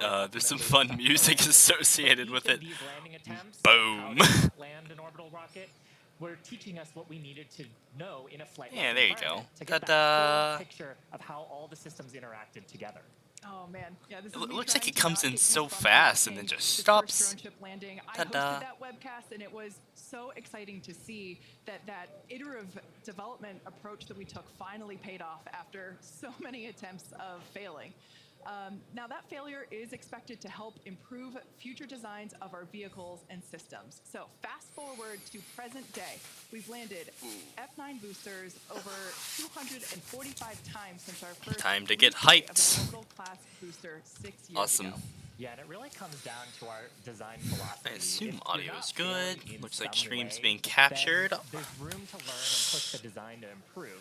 And failure doesn't just mean blowing up a rocket. It might mean not being as efficient as we want to be or producing slower than we want to. So that approach has been the basis of how we've made all of our major innovative advancements.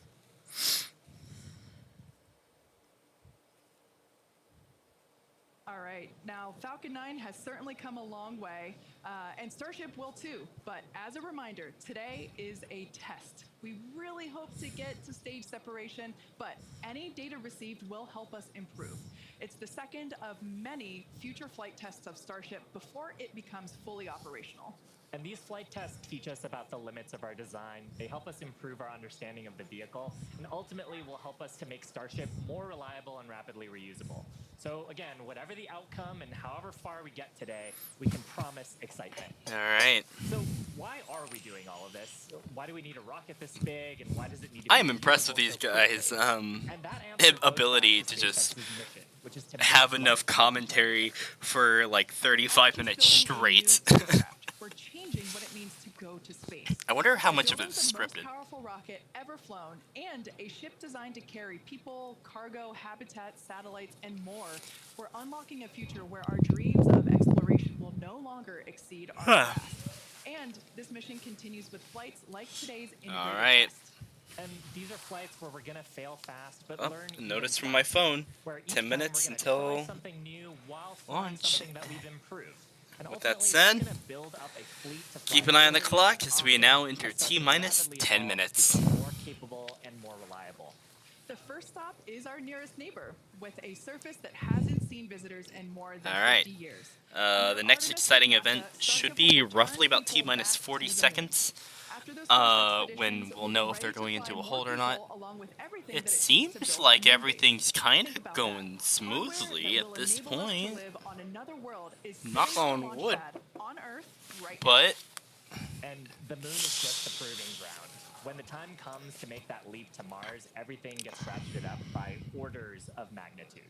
The logistics of supporting an entire city on Mars Let's see if are I can get my daunting, cursor requiring out of the millions way. of Here we pounds of go. cargo flown from Earth, spread out over thousands of launches. And we just broke our own record for the number of launches in a single year, and we're going to break it again next year. Now, in the years to come, Starship is going to dwarf those figures as we bring it online and truly make life multiplanetary. But for now, anyway, as the clock counts down to today's flight test, why don't we get another status update from John? come on, John. We're just over 9 minutes from liftoff as the countdown clock clicks to 0. The teams, good news is, teams aren't working any significant issues on the launch vehicle right now. What's the bad news? Loading is continuing on both the Super Heavy and the ship stages. Most recently, we began loading LOX and methane fuel into the header tanks on the Starship. And in the graphic on the left side of the screen, you can see up in the nose of the second stage, what we call Starship, are those two header tanks for fuel and liquid oxygen. Now that loading started at T-minus 24 minutes and will continue until approximately T-minus 5.5 minutes. Now Starship's second stage main fuel and LOX tanks are loaded for flight. And the second stage propellant that we're loading on board is going through the quick disconnect that comes out on the arm that's located at the base of the stage from the tower. On the Super Heavy booster, propellant loading will continue. Maybe there is no bad news. Maybe it's just good news. We've also configured the pad for liftoff. A little earlier in the count, the hold downs, the booster hold downs were commanded to unlatch. That means once the rocket has sufficient thrust to overcome its weight, it'll lift off the pad. Oh. There's no need to command the hold downs to release the rocket. As we mentioned earlier also, the ignition sequence has been slightly modified from the last flight for a more efficient liftoff. As a reminder, I feel like that timer's going down fast. We don't lift off exactly at T0. We lift off a few seconds later, a couple seconds. Finally, the SpaceX team continues to check in with the Coast Guard to ensure there are no boats in the safety perimeter before proceeding with launch out over the Gulf of Mexico. Now, currently, we're coming up T-minus 7 minutes, 10 seconds to the test flight of Starship. Propellant loading is continuing on both stages of Starship. We're waiting now for the completion of loading of the header tanks in the next few minutes. The first stage is also beginning pressurization for flight while we are continuing to load propellant into it. And again, booster propellant load will finish at approximately T-minus 3 minutes. At that stage, both first and second stages are fully loaded, and we'll have the 10 million pounds of liquid propellant on board. 10 million? Starship. Now in the next few minutes, the guidance system will perform its final alignment. We'll get the automated flight termination system that'll arm, and the final TVC. Oh, you can see the sun starting to peek up. We may get a view looking up at the engines as we gimbal the 13 middle engines to check them out just before liftoff at about T-minus 90 seconds. If we need to hold, it would come at T-minus 40 seconds. That's the point in the countdown where we can pause to wait for final checkouts or pressurization to complete. Or, as we're hearing right now, we're still working a few boats in the area. They're headed south. And a lot of cheering here in Hawthorne. The boats are heading south, but we are still planning to hold at T-minus 40 seconds if necessary. Okay. So, it seems like the boats are moving out of the way. Amazing views of today's launch. There's nothing quite right like a launch at basically sunrise. Sunrise, I think, was just about 10 or 15 minutes ago out at Starbase. Ideally, Yeah, these views are just incredible. I mean, it doesn't sound like the rocket itself is having issues during the countdown, which is excellent. That's what you want to hear. These are live views of Starship. All right. Awaits its second integrated flight test. Our primary objective today is to get through stage separation. I'm getting flashbacks We really of wanna the test out first flight test. our attempt to perform Back when I was in my old dorm. I'm in the new dorm now. But ignite the engines on the second stage while this is gonna be good. some of the engines on the We're under first 5 stage minutes are to go. still lit. So essentially both stages will be making fire at the same time, and that will push the booster away from the ship. It'll separate the two stages. So that's the primary goal for today. We really hope to Oh, be the able to test that sunrise out, is so but at the good. end of the day, Yes. all and any data that we can collect is going Oh, it's to already was gonna be a little too incredibly dark, helpful and you wouldn't be able to see help much, but this is future great. iterations of the vehicle.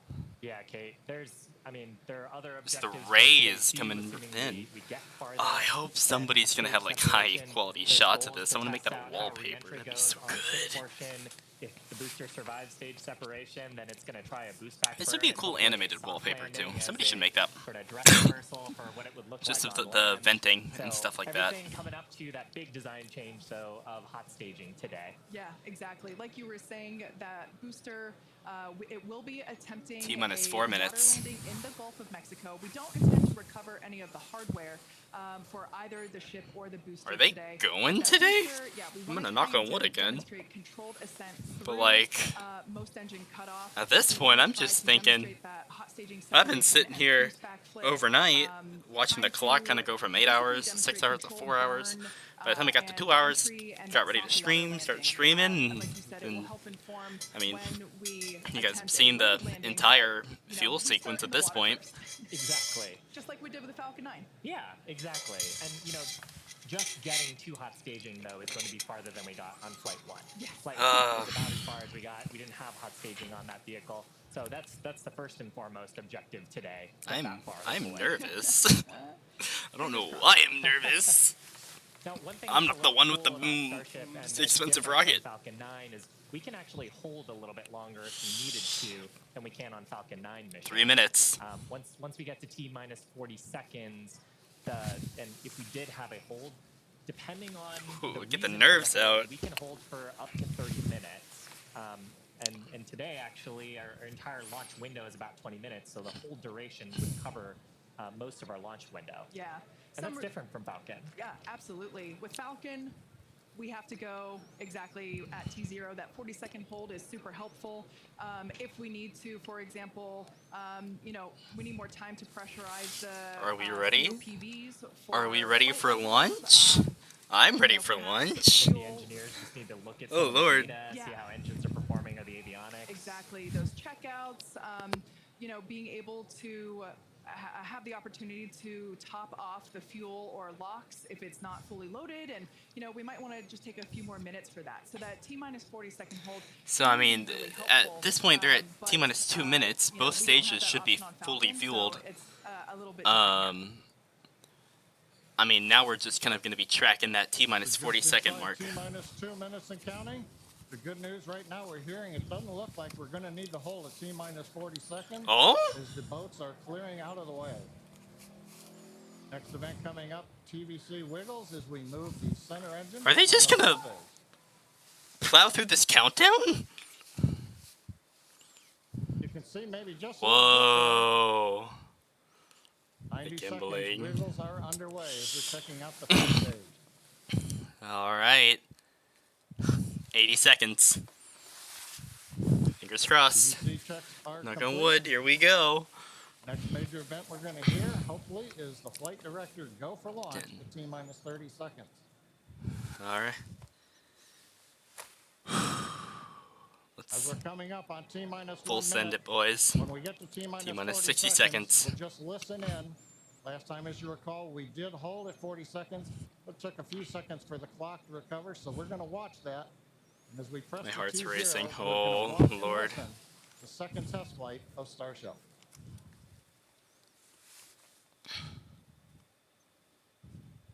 T-minus 40. Oh, there's a hold. It's alright, we're in the hold. My heart rate is at 164. Oh, we're counting down.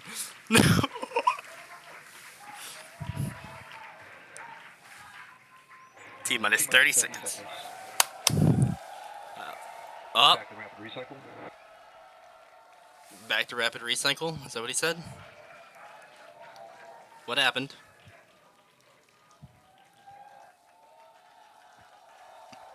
Okay, is this just the planned hold? What happened? Come on. Come on, let it count. Alright, I think... Hawthorne, we're at T-minus 40 seconds in holding. We've Okay. had a rapid recycle. We've not heard anything over the countdown net as the team works both first and second stages. We're going to monitor the nets here for a minute. What does that mean, rapid recycle?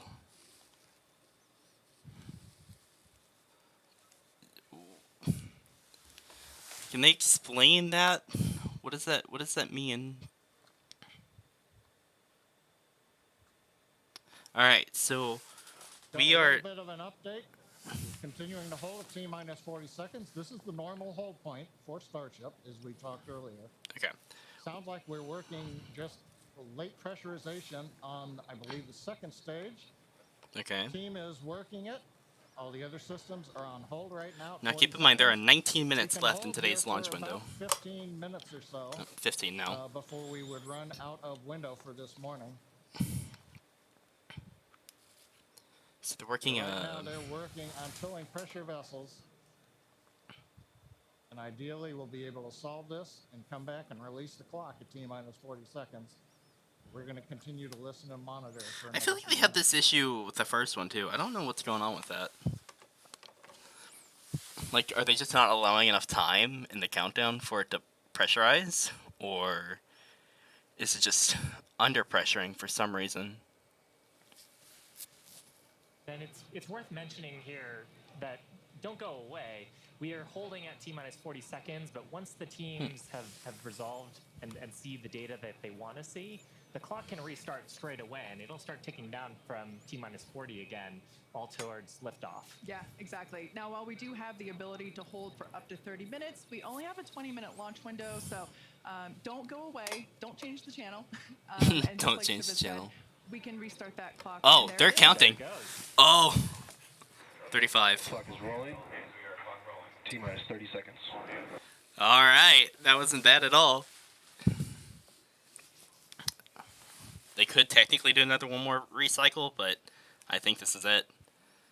Here we go. 19. 15. Here we go.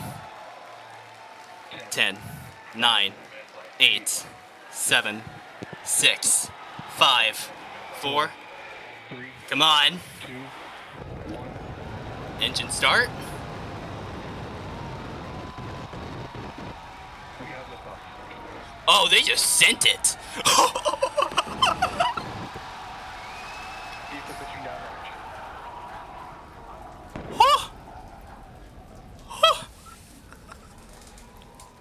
Look at that shot. Wait, all the engines are on.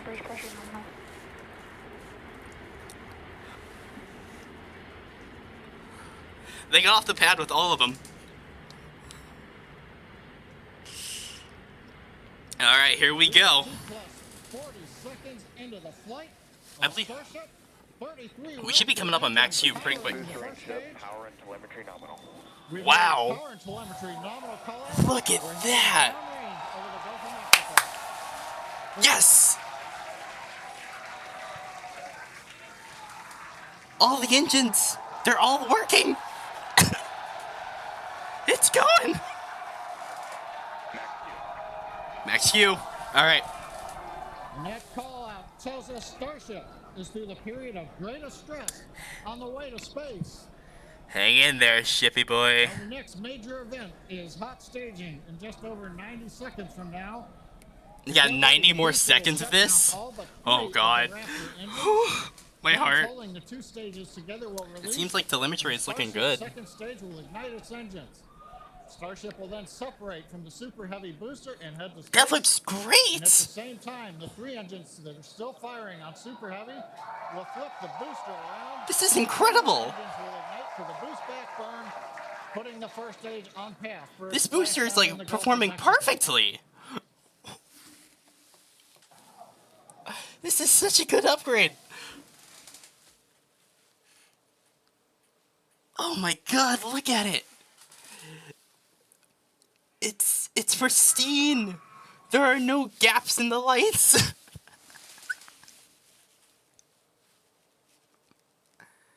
Engine power continues to look nominal on 33 Raptor engines. Hot station should be coming up. Shut down the first stage and perform staging. Oh, Let's God. watch and listen. Here we go. This is the stress.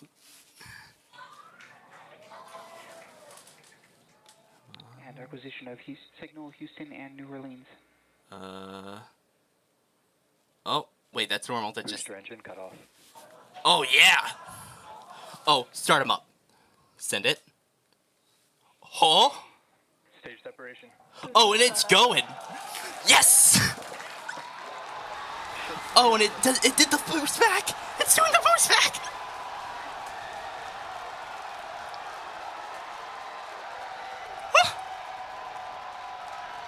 All the ship engines are lit.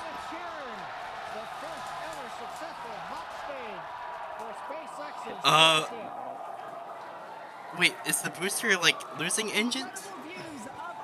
Wait. Oh, flight termination. Super Heavy booster has just experienced a rapid, unscheduled disassembly. However, our ship is still underway with where did it all go? 6. Power and telemetry nominal. And we just heard there, ship avionics, power and telemetry nominal. Where did it all go? 6 engines are lit, as you can see from the GUI there at the bottom right-hand side of your screen. Oh, there it is. Okay, so they blew the booster up. That's fine. They sent the ship. Now, we did know that the that hot staging was going to be incredibly dynamic. We knew that there was a chance that the booster would not survive, but we're going to take that data and figure out how we can make the booster better for the next hot stage. Yeah, that hot staging put a lot of load on the top of the booster, and of course it flipped around there, a lot of dynamic stuff happening. But ship is still Wait, but that was strong. enough flight termination. It just blew up great. immediately. That was fantastic. Right now, the ship, the second stage is Starship's on its way to orbit. Like we said, you can see all 6 of its engines are ignited. The next major milestone for the ship. Wait, like all of the will engines be worked. The shutdown of those engines, or SECO, second engine cutoff, which, if you follow our Falcon 9 launches, familiar terminology there. So far today has I don't know been what to say. incredibly successful, even with the RUD of the Super Heavy booster. This is amazing. Primary objective of the booster today, to get to hot staging, to get ship on its way to orbit. It did that admirably. Can we send this thing all the way to Hawaii? Starship trajectory nominal. All right, great news there. That trajectory for ship is Acquisition of signal, nominal. Cape Canaveral. Once again, Starship's second stage. Wow, they already have a Firing those signal from engines, Cape.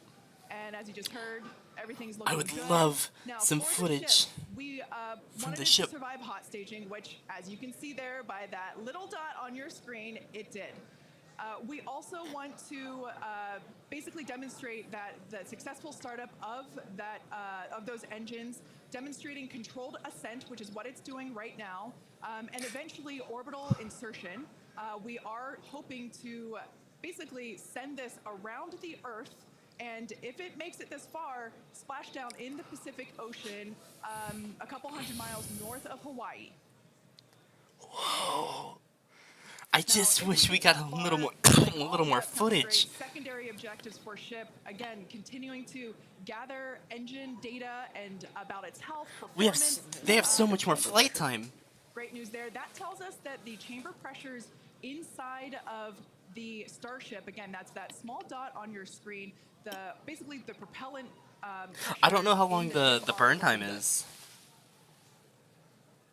Yeah, the bottom right corner of your screen, you can see essentially a user interface showing us which engines are lit. So the 3 center sea level Raptor engines on ship are gimbaling engines. The 3 outer engines in the triangle, the larger ones, are Raptor vacuum engines. All of them continuing to file. This is incredible. So they're at the pressures that we expect to try to get. This thing's on its way to into space. Target trajectory today. Yeah. And we're not targeting orbit today. We're Altitude targeting 149 today. kilometers. That's very intentional as part of the mission design. The goal is to get to a thrust profile similar to what we would need for orbit, but also And to expect get to loss the of signal, energy levels Houston. that the ship would need to dissipate for re-entry. I would And love so just we're a little bit actually of camera going in footage a once they turn the suborbital engines off. trajectory today. Whoa, the But bloom! that trajectory will Look get at us to the energy levels that we need at re-entry, where we can really stress that heat shield and get valuable data on re-entry. No way, I'm like 95% sure that's We are just still on a atmospheric nominal effects. trajectory here, and seeing nominal pressures means that we have a really good shot of hitting our target orbit. Yeah. Now, if the booster had survived, we would be around the time where it would be getting ready to land, performing its re-entry, but it unfortunately did not survive. Oh, That being said, that's okay. I'm pretty sure that It was also just survived atmospheric effects. several seconds after hot staging, so we're going to take that data and improve the hot staging sequence. And They got the ship off of it. probably improve the hardware I think that's all that, for that the help next flight. matters. Oh, was that a piece of the booster? SECO? Or was that an explosion? There's telemetry.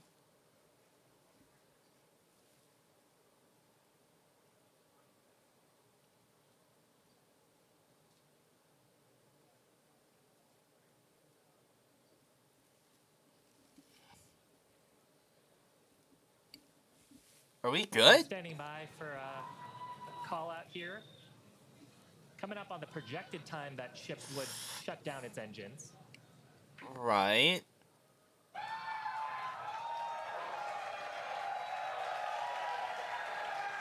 As you can tell by the excitement from the crowd here at Mission Control Center in Hawthorne, there's a great view of our Star Command Center. That's our control center at Starbase Texas. The crowd here, Mission Control Center behind us in What Hawthorne. happened? Everyone is super exciting. What a successful day this has been so far.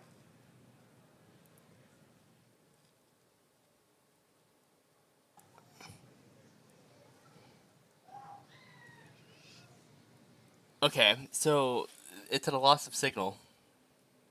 Interesting. And I mean, up to this point, major successful milestones through hot staging, which was So, the big is it today. just coasting and they're with the prey? Is that what's happening? What happened? So we are going to head into the coast phase, planned for the next about hour and 5 minutes. We'll be returning around the T+1 hour and 15-minute mark. And that's while we're waiting for Starship to continue on to its next step for reentry.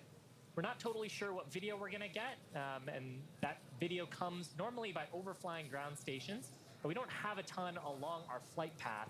So fingers crossed that we will get some via Starlink on this mission since we're testing that out. Come on. Come on. And also give us a moment. We are hearing some chatter on the net, so we're going to try to parse that for you.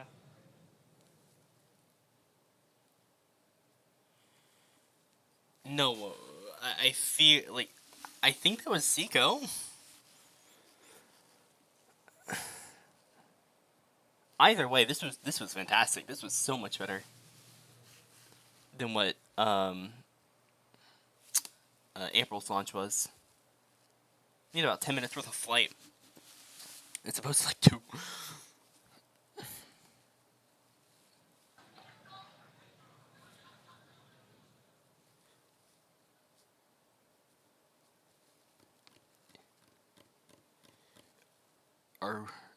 Are we good?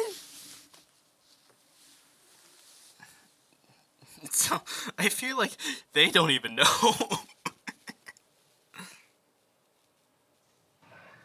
John Innsbrucker back here in Hawthorne at our webcast desk. We have lost the data from the second stage. We had heard a call out that we were internal guidance, which means we were getting near the end of the approximately 6-minute burn of Starship.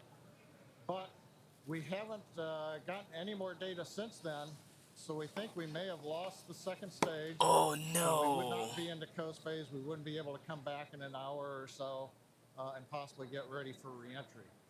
However, what we do know right now is we had an on-time launch at 7 o'clock. We got through the boats. First stage looked beautiful with 33 Raptor engines. What firing. happened? We got the hot staging, you know, the thing that we really wanted to see and impressed. We saw the separation, we saw the flip maneuver, we saw the light up of the 6 Raptor engines on Starship, and it headed away. Everything really looked good. But what we do believe right now is that the automated flight termination system on second stage. I mean, I saw like very late in the burn as we were headed downrange. some extended like plume after, like at the time of engine shutting down, but Liftoff, Kate. Staging was just beautiful. Exactly what we were looking for. Yeah, ultimately, honestly, such an incredibly successful day. Right Even at the though we end, did have, what a happens? RUD or a rapid unscheduled disassembly of both the Super Heavy booster and the ship. That's great. We got so much. Either way, that was much better than the first. So, hats off to them for that. So I'm gonna take that. It sounds like they are also about to wrap up the stream, so that tells me that unfortunately the ship did go explode. Now it's not YouTube, so I can't like. Oh yeah, they've just they've just ended it. Cool. So, alright. Ship went boom. That's sad. Oh, no. Okay. So, I mean, maybe we get some other views, but about 716? Come on, let's see if we hear anything. Oh, no. Oh my god.